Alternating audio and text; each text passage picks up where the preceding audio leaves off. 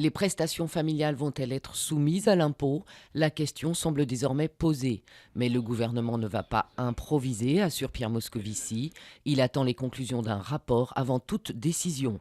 Pour augmenter les recettes de l'État, le premier président de la Cour des comptes a suggéré dimanche de taxer les allocations familiales. Une troisième nuit à 40 mètres de haut pour le père de famille retranché dans une grue à Nantes.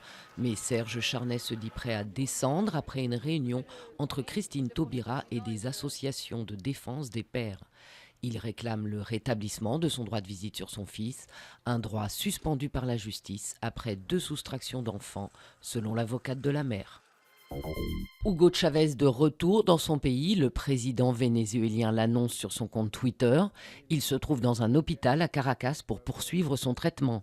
Hugo Chavez a été opéré d'un cancer en décembre à La Havane.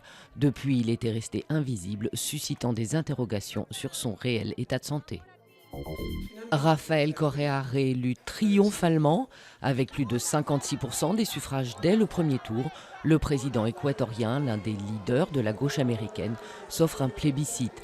Il devance nettement son principal adversaire, Guillermo Lasso, crédité de 24% des voix.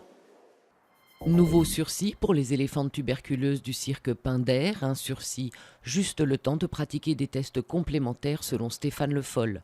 Les 2 pachydermes, âgés d'une quarantaine d'années, sont menacés d'être euthanasiés.